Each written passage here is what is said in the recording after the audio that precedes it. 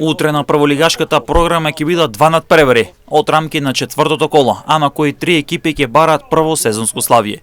На стадионот во Ѓорче ќе се соочат повратникот Македонија Ѓорче Петров и Пелистер од Битола. Лововите не тргнаа според планот, имаат три порази од три надпревари, па веќе доаѓа притисокот за позитивен резултат, за први бодови, но и за прв триумф.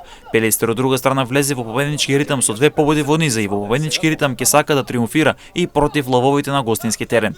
Традицијата вели дека треба да има најмалку два погодици, ако и се верува нистата во Ѓорче, секогаш имало погодици кога играле овие две екипи.